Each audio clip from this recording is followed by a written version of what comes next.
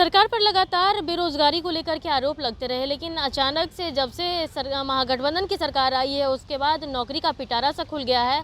1,20,000 नौकरी तो मिली ही शिक्षकों की, फिर से नौकरी की बहाली आने वाली है। हम बात कर लेते हैं जिस तरीके से लगातार बेरोजगारी दूर होने की बातें जो देखने को मिला सामने आ रही थी, वो अब दूर होता हुआ दिख रहा है।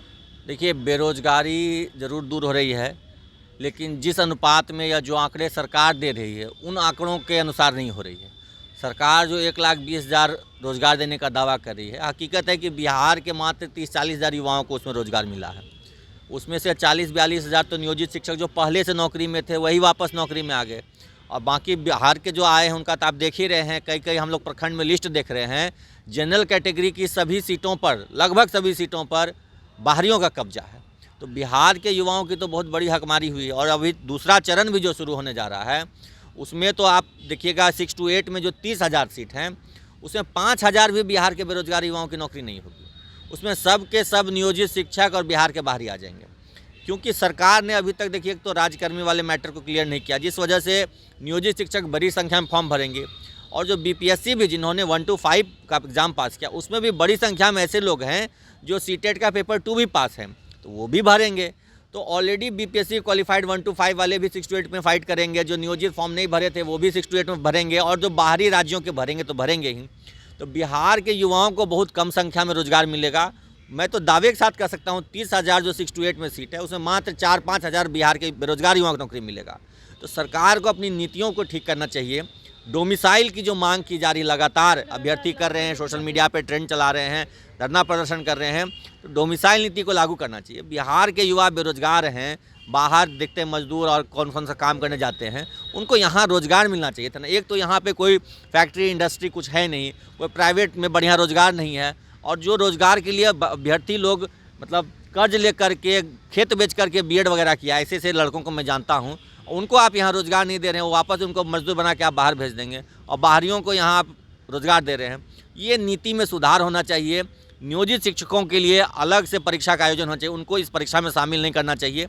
इन सब नीतियों को सुधार करें तब वाजिब में रोज़गार मिलेगा युवाओं को, नहीं तो जितनी बड़ी बड़ी घोषणाएँ हो रही हैं उस अनुपात में रोज़गार नहीं मिल रहा है। 1,20,000 जो सरकार ने घोषणा किया कि 1,20,000 हम रोज़गार दे रहे हैं, अंतरिम रिपोर्ट है कि अभी तक मात्र 95,000 शिक्षकों ने, मतलब जो नए बहाल उन्होंने अपना ज्वाइनिंग लेटर लिया है, क्योंकि अधिकांश जो 9-10 में थे वो 11-12 में भी पास थे।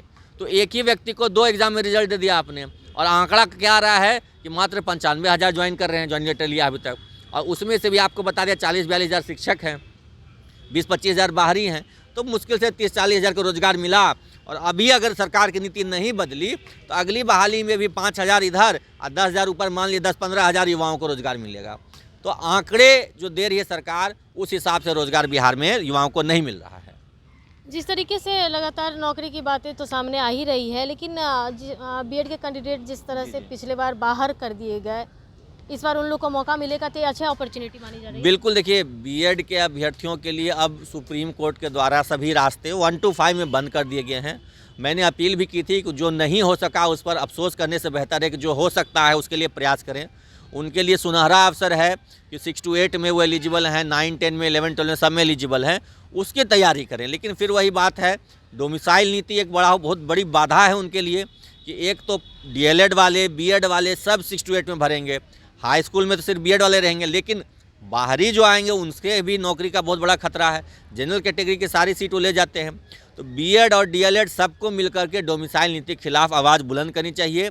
और बीएड के लिए तो विशेष करके, क्योंकि 1 to 5 से भी वो बाहर हो गए, 6 to 8 में मौका है, यहाँ पे भी नियोजित शिक्षक भर देंगे, बाहरी भर देंगे, उनके लिए बचेगा क्या? तो सबको एकजुटता के साथ डोमिसाइल नीति के खिलाफ बात करनी चाहिए, सरकार से मांग करनी चाहिए।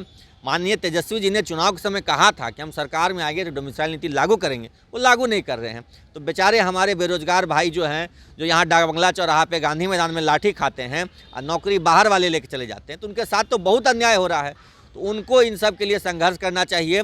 नहीं तो फॉर्म भरेंगे, तैयारी करेंगे, लेकिन जिस संख्या में, जिस अनुपात में बिहार के युवाओं को नौकरी मिलनी चाहिए वो नहीं मिल पाएगा। उनका भविष्य तो पहले ही 1 to 5 में सरकार और केंद्र सरकार, सुप्रीम कोर्ट ने मिलकर अंधकार में कर दिया है। अब बिहार सरकार ने डोमिसाइल नीति हटा करके और अंधकार में कर दिया है। तो बहुत कठिन समय है बिहार के युवाओं के लिए, जो डीएलएड किए हैं, जो बीएड किए हैं, सबके लिए बहुत कठिन समय है। सरकार जिस हिसाब से दावे कर रही है उस हिसाब से नौकरी उनको मिल नहीं पाएगी। हमारे जो बीएड के अभ्यर्थी हैं उनको विशेष करके ध्यान देना होगा कि यही उनके रोजगार का अवसर है। इस बार भी अगर वो लोग रोजगार नहीं ले सके तो अगली बहाली पता नहीं कब आएगी। ये जो बहाली खत्म होगी उसके बाद अगली बहाली का कोई ठिकाना नहीं है कब आएगा।